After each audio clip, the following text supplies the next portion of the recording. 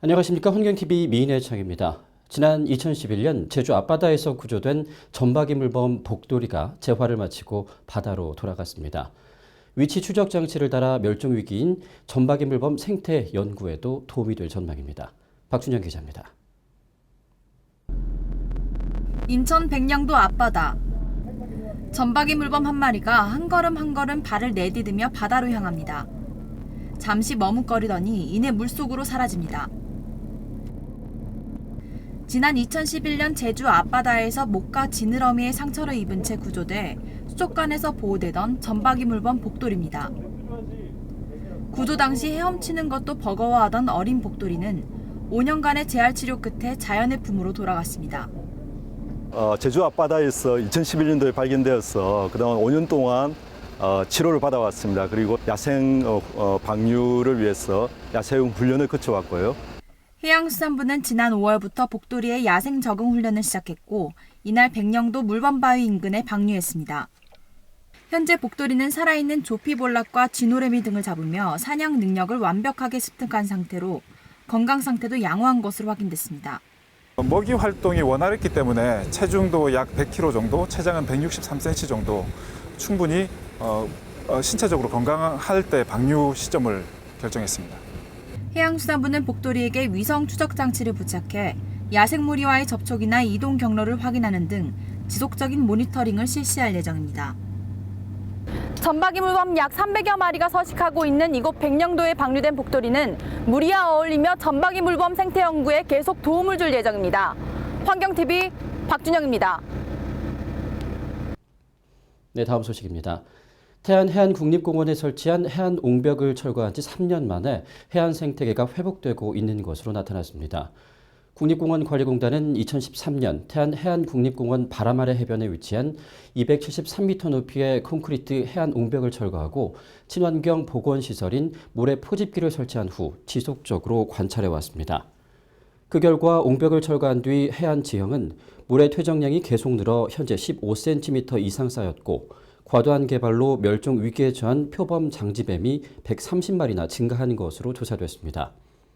박보환 국립공원관리공단 이사장은 콘크리트 옹벽이 바다와 육지 사이의 모래 흐름을 차단하고 파도 세기를 강화해 해안 침식을 가속화하기 때문에 생태계 환경을 저해할 수 있다는 전문가 그룹의 의견이 있었다고 밝혔습니다. 올여름 계속된 폭염으로 녹조 발생에 따른 먹는 물 안전에 대한 우려와는 달리 낙동강 등 주요 수계 정수장 수돗물은 안전한 것으로 나타났습니다. 환경부는 2012년 6월부터 올해 6월까지 지난 5년간 한강, 금강, 낙동강 등 3대강 수계 64개 정수장 수돗물 시료 총 2,951건을 검사한 결과 모두 조류 독소가 검출되지 않았다고 밝혔습니다. 특히 조류 경보가 지속되고 있는 낙동강 수계 21개 정수장의 수돗물은 최근 12년간 소독 부산물인 총 트리할로메탄의 평균 농도가 먹는 물 수질 기준의 4분의 1 수준인 것으로 나타났습니다. 트리할로메탄의 수질 기준은 체중 60kg의 성인이 매일 2리터씩 물을 평생 마신다는 가정하에 만들어진 기준입니다. 환경부는 철저한 취 정수 대책으로 국민에게 안전한 물을 공급하는 데 최선을 다하겠다고 밝혔습니다. 앞으로 생태계에 위해가 의심되는 외래 생물종은 최초 수입할 때 위해성 심사를 의무적으로 받아야 합니다.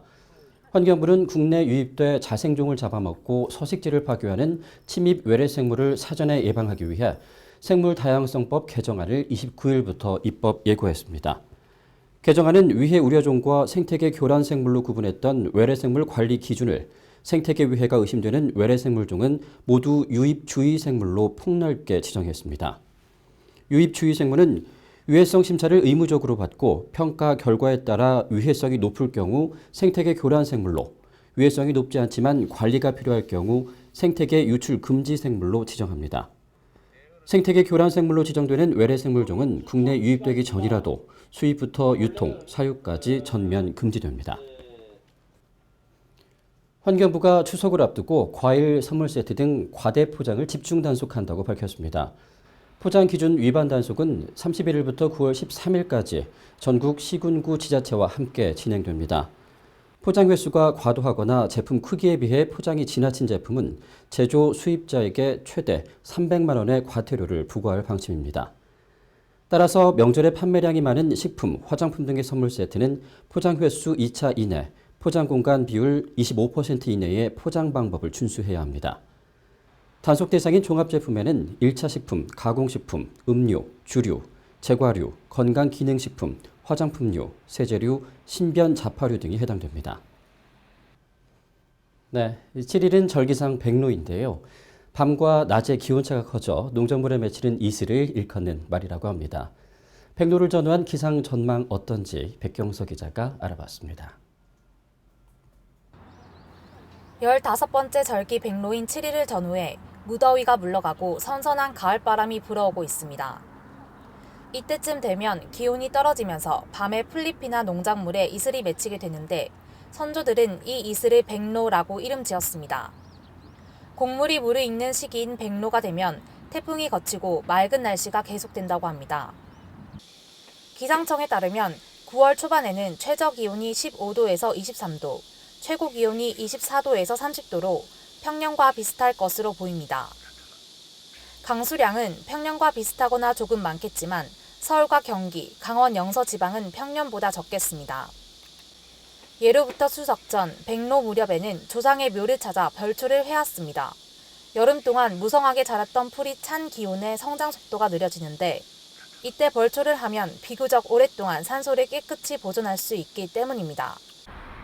추석을 앞두고 주말엔 벌초 인파가 몰려 전국 고속도로에 교통체증이 예상됩니다. 또 벌쏘임 환자의 절반가량이 집중 발생하는 시기인 만큼 각별한 주의를 기울여야 합니다. 산에서는 긴 막대기 등을 이용해 사전에 벌집의 위치를 확인하며 이동하는 것이 좋습니다. 또 벌의 접근을 피하기 위해 청량음료 같은 단 음식을 멀리하는 생활의 지혜가 필요합니다. 환경TV 백경서입니다. 위클리 포커스입니다. 환경산업 일자리 박람회가 9월 7일까지 광주 김대중 컨벤션 센터에서 개최됩니다. 청년 구직자 200여 명이 채용될 전망입니다. 환경부가 서천 청소년 수련관에서 제주, 동백, 동삼 등 12곳의 생태 관광 지역 마을이 참여하는 생태 관광 활성화를 위한 자매 결연 협약식을 개최했습니다. 환경부의 IM 유업하더 공익광고 시리즈가 2016 부산국제광고제에서 필름 부분 동상을 수상했습니다. 국립낙동강 생물자원관은 8월 31일 인도에서 인도 국립생물자원개발연구소와 공동연구 추진을 위한 업무 협약을 체결했습니다. 삼성전자가 기어 S3를 공개했지만 갤럭시 노트 7 폭발로 신제품에도 의혹의 눈길을 보내고 있습니다. 쉬쉬할 것이 아니라 말이 더 커지기 전에 정확한 조사와 또 투명한 공개의 속도를 내야 할 것입니다. 환경TV 민혜창 여기서 마칩니다. 고맙습니다.